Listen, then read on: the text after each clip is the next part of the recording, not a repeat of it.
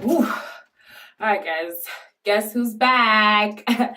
It's Joy. It's Joy back. Joy's back. Okay.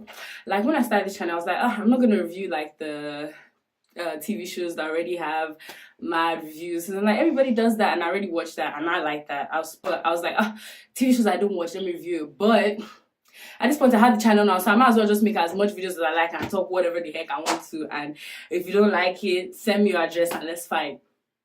Okay, you think that's too violent, right? Or you agree with that because I'm black and you think I'm a stereotype, right? Which one is it?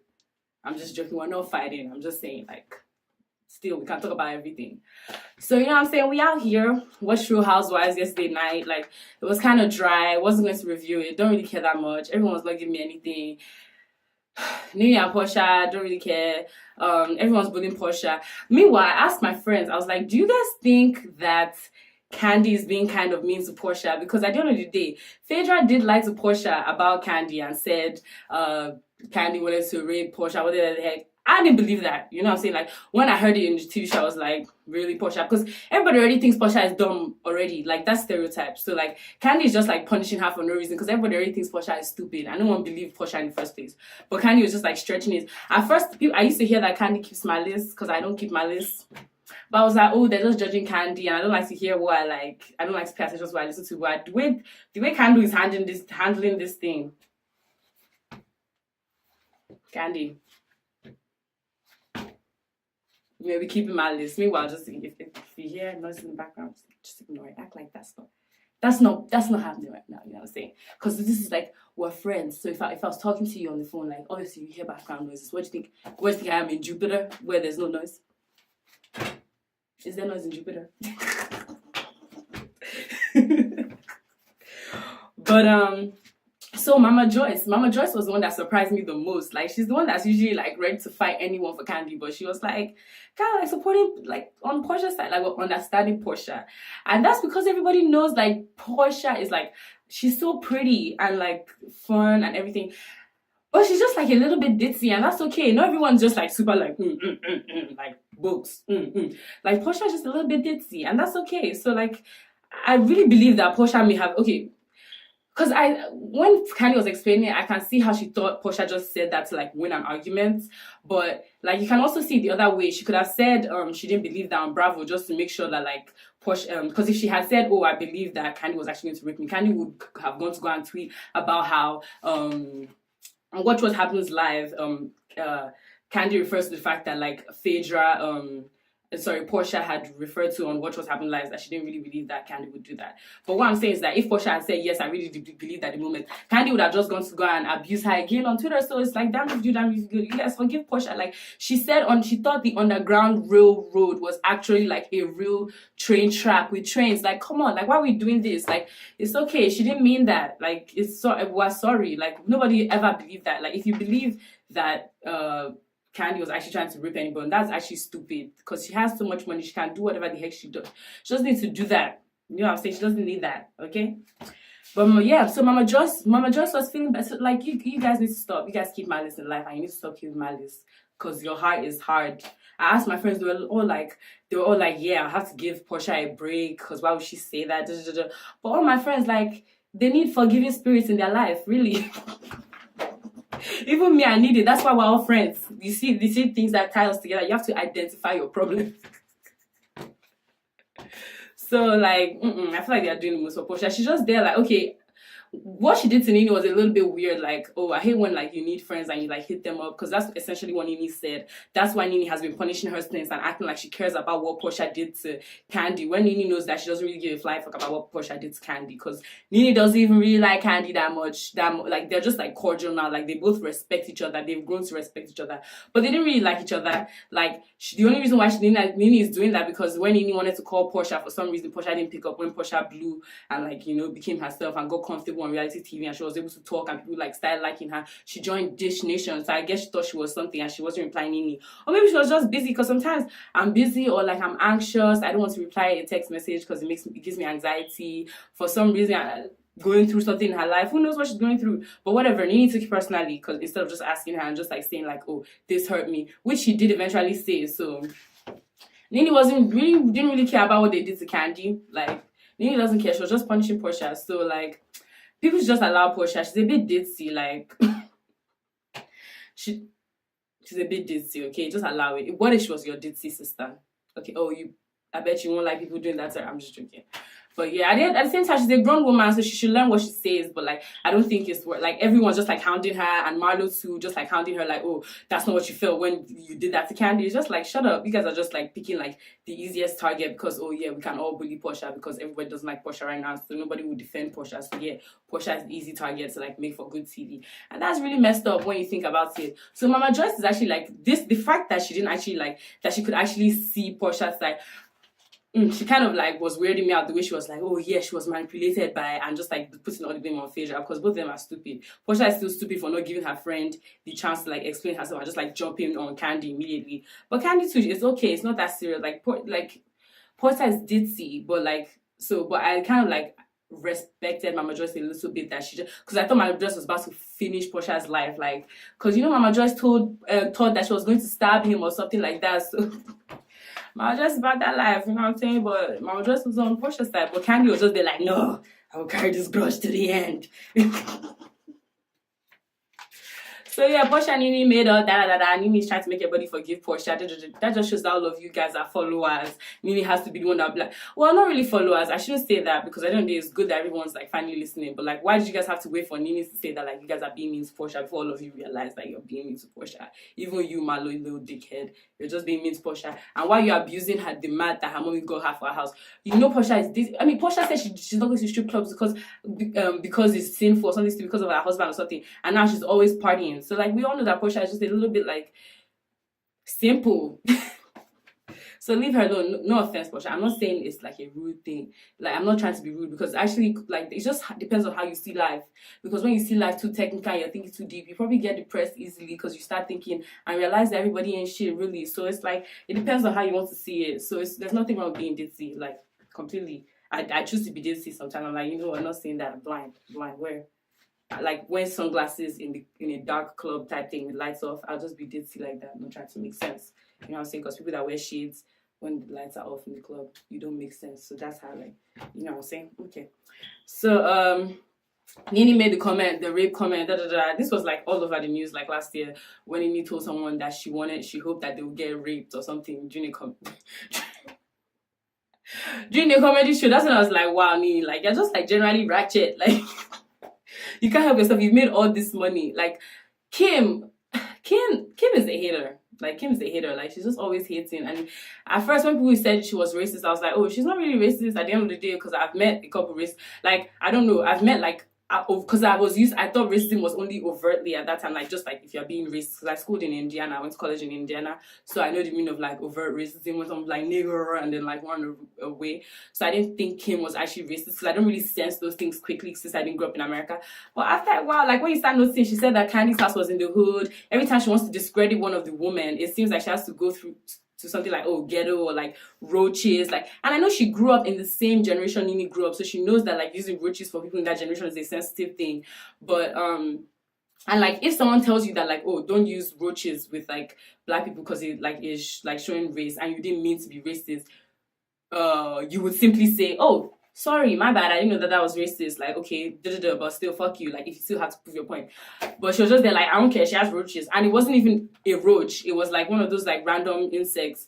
And by the way, if that's what you're using to classify anything, then when you come to like Africa, I guess you just think everybody's house is roach fested, because like it's just like a tropical environment. Everything is there. Lizards, like shit. It's just like, what are you going to do now? Fight the lizard that's in your compound. You're not gonna fight him because he was here first.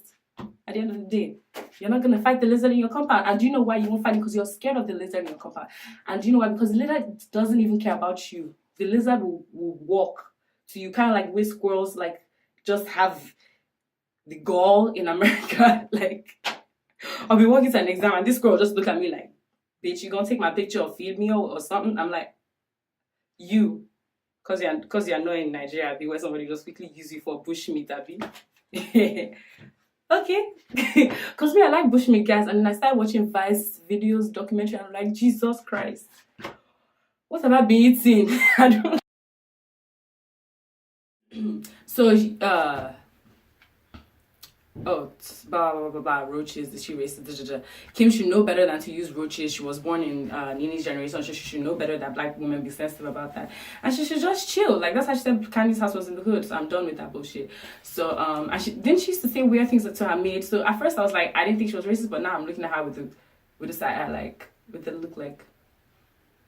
It look like sometimes like it depends on what look. It depends on how surprised am I. I can give the wow, you piece of shit, you know, like I didn't get that. So yeah, Nini, like, but Kim is right by saying that for you to just, the first thing that will come out of your mouth is that I hope you get raped, that you're probably, something's wrong with you. Kim is right by saying that because that's actually weird that you would say something like that. But at the same time, it just reminds me that, like, not everyone's perfect. And at the end of the day, she grew up in, like, people around her probably, like, hit below the belt. Real Housewives, all they do is hit below the belt. So, like, then she will now go on stage and think that when she's angry, like, her true, like, hitting below the belt character won't come out. Like, I'm not surprised Nini did that. Like, Nini, they hit the below the belt all the time, that they all talk rubbish, talking with people's daughters, talking about if someone's straight or not, talking about, like, if someone's using someone as for an opportunity or not. Like, they're like mean to each other. That's their thing. That's their MO. So, like, I wouldn't expect Nini to just, like, stop being mean just because now she's, like, on stage and someone she probably was just like hurt that someone didn't want, they laugh at her stupid joke, and the way she just lashes out and starts yelling with, like, the way she was yelling at Shamia because she knows that she probably, like, dated Sheree's ex that's in the prison, or probably, like, liked him or something. Who the hell knows? Because she's a tad bit defensive about that. You were a little bit defensive, a little bit poco. What's that? How do you say that in Italian? It's poco. Guys, I took Italian my first year for undergrad in college. I was like, hell neezy. I shimmied out of the class. I shimmied out of dropping it. Shimmied. I was like, what the hell? Like, bruh. Like, I just speak, like, guys, languages are not my thing. Italian. And I thought, like, you had to, like, do 4 languages. So, like, one of my friends put me on, shout out to you, because you know, and she was like, nah, because you're international, you don't need 4 languages, baby, because they speak another language in your country, so you've already learned another language. So, you know what I'm saying? We lit. All right, Kim and Nini. Don't talk about it, don't really care, whatever. Yeah, should Kim have come at Brie, because Brie is, how old is Brie? Like 21? Brie's old. Like, I agree with Kim. She can't tell Brie what to post, and so then Nini can say whatever the heck she wants to say to Brie, since Brie wants to play with the big guys. If she stayed out of it, she, like, you can't say, oh, kids are out of it, and then expect everyone to, you know, not insult your kid when they are coming for their house, and you know that Nini is an extremely defensive person, and you came at her home, and you expect her not to reply just because you're a kid. If you're a kid, then why you like coming into the beef between me and your mom? Like, and so you think you can talk about it? Then I'm about to talk about you too. So that's fair. Croy and Kim, like, when I saw when Kim was going for the dinner meeting up thing with Kandi, and Croy really came, when do you want me to pick you up? I was like, wow, like, when people were saying Croy was always around. I mean, she likes it. I love it. Like, shoot, I for one feel kind of like, yeah, I feel like the person's too clingy. We're like always there, like dropping me, picking me up, da.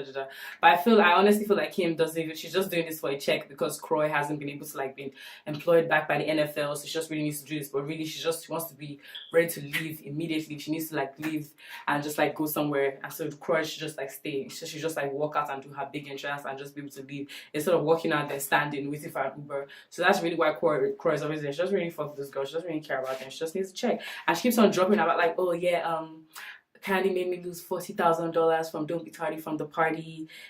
Nini made me lose $20,000 for a cease and desist. Like, just shut your mouth.